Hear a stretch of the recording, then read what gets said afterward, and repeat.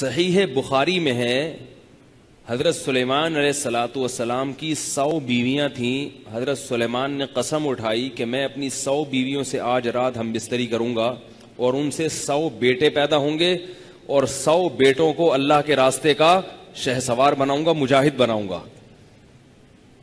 انشاءاللہ کہنا بھول گئے. حدیث میں آتا ہے. ایک روایت میں 60 بیویوں کا ذکر ہے, ایک میں 100 بیویوں کا ذکر ہے. دونوں بخاری کی روایتیں. تو بعض لوگوں نے تو کہا کہ 60 اور 100 میں تضاد ہے لہذا دونوں غلط. تو ایسا نہیں ہے. یہ عدد میں تضاد سے حدیث میں تضاد لازم نہیں آتا. علامہ ابن حجر نے لکھا ہے حفظ کل ما لم يحفظه الآخر. ایک روایت کے الفاظ ایک راوی پوری طرح ضبط کرتا ہے, دوسرا وہ الفاظ پوری طرح محفوظ نہیں کرتا, تو دونوں میں ٹکراؤ نہیں ہوتا. اصل واقعہ صحیح ہے. باقی 60 اور 100 کے عدد میں راوی نے اس کو بیان کرنے میں اتنا اہتمام نہیں کیا.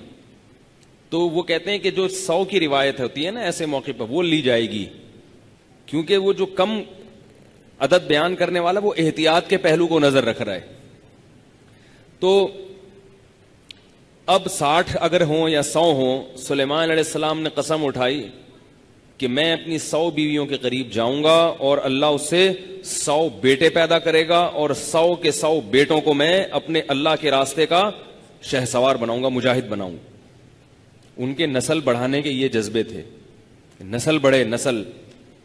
اور آج حال دیکھو, آج ایک سفیر آئے ہوئے تھے ہمارے جامعۃ الرشید میں, پاکستان کے سفیر ہیں ڈاکٹر نذیر احمد.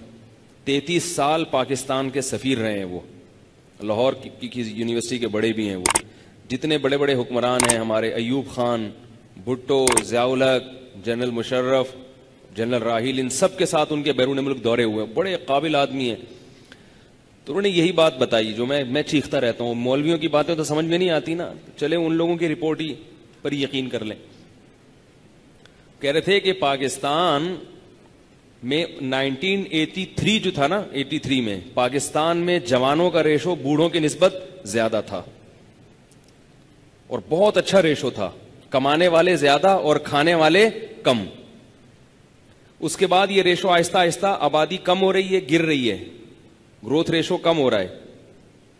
تو لیکن پھر بھی اتنا کم نہیں ہے.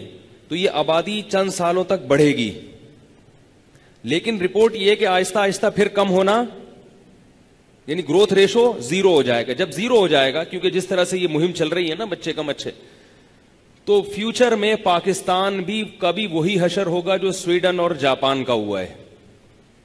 سویڈن اور جاپان بڈھوں کا ملک کہلاتا ہے. سویڈن کون سا ملک کہلاتا ہے؟ بڈھے, کھانے والے زیادہ, کمانے والے کم, کیونکہ گروتھ ریشو بہت کم ہو گیا نا.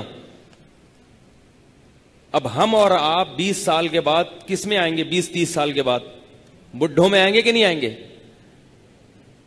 اور ہمارے بچے اگر زیادہ نہ ہوئے تو 2 بچے ہوئے اگر, تو ہمارا بوجھ بھی ان 2 بچوں پہ اور ان کا اپنا بوجھ بھی ان 2 بچوں پہ اور ان کی اولاد کا بوجھ بھی, بولو نا, ان 2.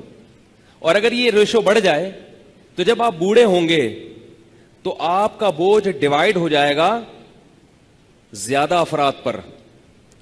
تو یہ کسی گھر کی ترقی کا جو فارمولا ہے وہی کسی ملک اور قوم کی ترقی کا بھی وہی فارمولا ہے. کمانے والے زیادہ ہوں, کھانے والے کم ہوں تو معاشی لحاظ سے ترقی ہوتی ہے, اور کھانے والے زیادہ ہوں, کمانے والے کم پڑ جائیں تو ترقی نیچے آنا شروع ہوتی ہے. یہ اتنا چھوٹا سا فارمولا ہے جو سمجھ میں نہیں آ رہا پبلک کے. اللہ رسول کی بات سمجھ میں نہیں آتی تو اکنامکس کے ماہرین سے ہی پوچھ لیا کرو. تو یہ جو ہے نا, یہ گروتھ ریشو ہمارا گر رہا ہے. اس لیے جتنا گروتھ ریشو بڑھے گا, جوانوں کا ریشو اتنا سے. کمانے والے کون ہوتے ہیں, جوان یا بوڑھے؟ جوان. تو جوانوں کا ریشو بڑھتا ہے اس حساب سے. تو آبادی کے یہ جو کہا جاتا ہے نا کسی ملک کی آبادی اتنی زیادہ, یہ تو بہت زیادہ ہے. زیادہ اور کم آبادی کا افراد سے تعلق نہیں ہے. یہ بہت اہم پوائنٹ کی بات کر رہا ہوں.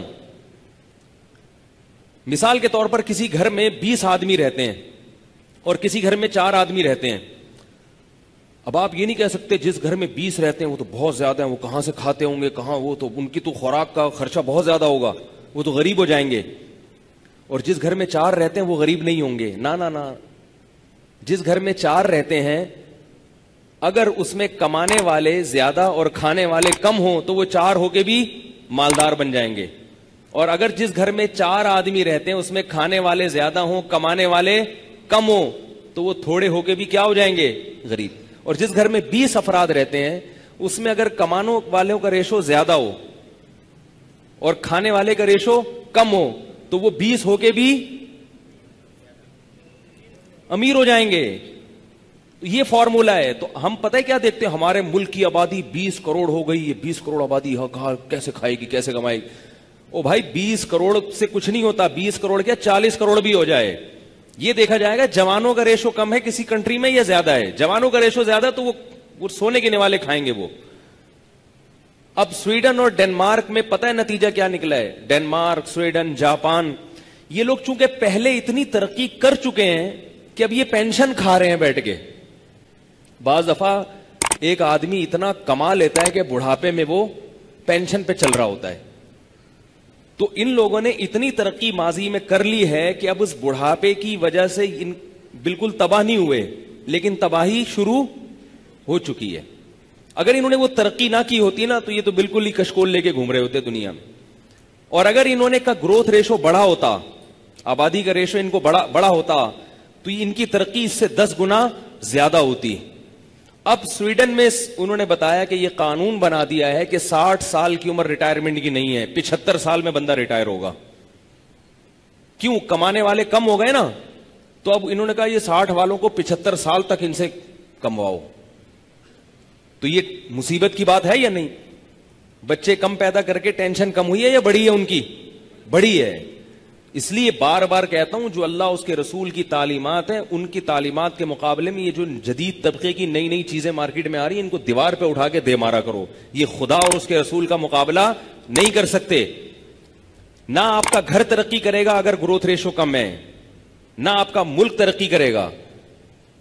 بالکل گراف جو ہے نیچے آنا شروع ہو جاتا ہے. چائنا نے بھی ایک پابندی ہٹا دی ہے, ایک بچے والی پالیسی سے چائنا کا بھی بیڑا غرق ہو رہا ہے.